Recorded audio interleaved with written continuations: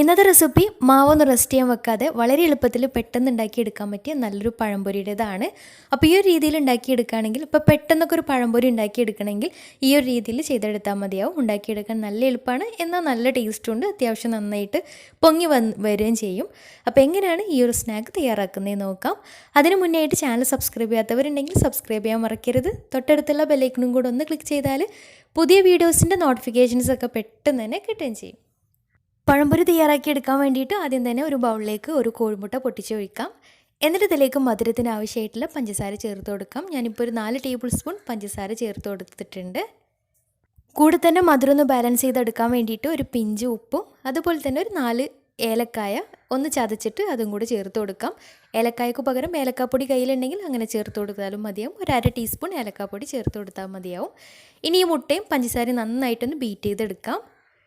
എന്നിട്ട് അതിലേക്ക് ചെറിയൊരു കളറിന് വേണ്ടിയിട്ട് ഒരു പിഞ്ച് മഞ്ഞൾപ്പൊടി കൂടി ചേർത്ത് കൊടുത്തിട്ടുണ്ട്. ഇനി ഇവയെല്ലാം കൂടെ നന്നായിട്ടൊന്ന് മിക്സാക്കി എടുക്കാം. ഇനി ഇതിലേക്ക് ചേർത്ത് കൊടുക്കുന്നത് മൈദയാണ്. ഞാനിപ്പോൾ ഒരു കപ്പ് മൈദയാണ് ഇതിലേക്ക് ചേർത്ത് കൊടുത്തിട്ടുള്ളത്. മൈദ കൂടെ ചേർത്തിട്ട് നന്നായിട്ടൊന്ന് മിക്സാക്കി എടുക്കാം.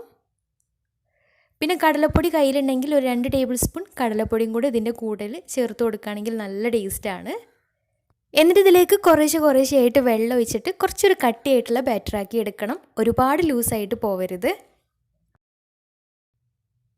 ഇനി മാവൊന്ന് കുറച്ചൊന്നും മൊരിഞ്ഞ് കിട്ടാൻ വേണ്ടിയിട്ട് 1 ടേബിൾ സ്പൂൺ അരിപ്പൊടി കൂടെ ചേർത്ത് കൊടുത്തിട്ടുണ്ട്. അരിപ്പൊടി കയ്യിലുണ്ടെങ്കിൽ ചേർത്ത് കൊടുത്താൽ മതിയാവും, നിർബന്ധമൊന്നുമില്ല. ഇനി ഇവയെല്ലാം കൂടെ നന്നായിട്ടൊന്ന് അടിച്ചെടുക്കണം. കൈ വെച്ചിട്ടോ അല്ലെങ്കിൽ ഇതുപോലെ ഒരു സ്പൂൺ വെച്ചിട്ടോ നന്നായിട്ടൊന്ന് അടിച്ചെടുക്കണം. എന്നാൽ മാത്രമേ നന്നായിട്ട് പൊങ്ങി വരികയുള്ളൂ. അപ്പോൾ കുറച്ച് സമയം നന്നായിട്ടൊന്ന് അടിച്ചെടുക്കാം. അപ്പോൾ പഴംപൊരി തയ്യാറാക്കി എടുക്കാനുള്ള മാവ് റെഡി ആയിട്ടുണ്ട്. അപ്പോൾ കുറച്ചൊരു കട്ടിക്ക് വേണം കേട്ടോ, ഒരുപാട് ലൂസായി പോകരുത്, എന്നാൽ ഒരുപാട് ഓവർ കട്ടിയായും ചെയ്യരുത്. ഇനി ഇത് ഫ്രൈ ചെയ്തെടുക്കാൻ വേണ്ടിയിട്ട് ഒരു ചീനച്ചട്ടി സ്റ്റൗവിൽ വെച്ചിട്ടുണ്ട്. കൂടെ തന്നെ നേന്ത്രപ്പഴം ഇതുപോലെ കുറച്ച് കട്ട് ചെയ്ത് മാറ്റി വെച്ചിട്ടുണ്ട് നീളത്തിൽ. പഴംപൊരി റെഡിയാക്കി എടുക്കുന്നതിന് തൊട്ട് മുന്നേ ആയിട്ട് അതിലേക്കൊരു പിഞ്ച് സോഡാപ്പൊടി കൂടി ചേർത്ത് കൊടുത്തിട്ടുണ്ട്. നിർബന്ധമൊന്നുമില്ല, ഒന്ന് പൊങ്ങി കിട്ടാൻ വേണ്ടിയിട്ടാണ്. അപ്പോൾ എണ്ണ നന്നായിട്ട് ചൂടായിട്ട് വന്നാൽ ഓരോന്നായിട്ട് മാവിൽ മുക്കിയിട്ട് എണ്ണയിലേക്ക് ഇട്ട് കൊടുക്കാം.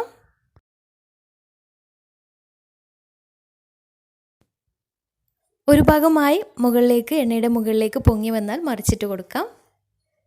തിരിച്ചും മറിച്ചൊക്കെ ഇട്ടിട്ട് 2 ഭാഗവും കളറ് മാറി നന്നായിട്ട് പൊങ്ങി അത്യാവശ്യം നന്നായിട്ട് വെന്ത് കിട്ടിയാൽ എണ്ണയിൽ നിന്ന് മാറ്റാം. നല്ല എളുപ്പമാണ് ഉണ്ടാക്കിയെടുക്കാൻ.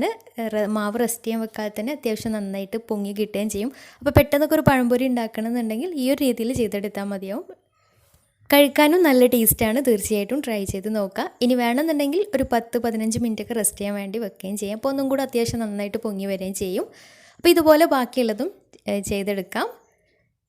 അപ്പോൾ ഇന്നത്തെ വീഡിയോ ഇഷ്ടമായെന്ന് വിചാരിക്കുന്നു. ഇഷ്ടമെങ്കിൽ ലൈക്ക് ചെയ്യുക. ഫ്രണ്ട്സ് റിലേറ്റീവ്സിനൊക്കെ ഒന്ന് ഷെയർ ചെയ്ത് കൊടുക്കാനും മറക്കരുത്.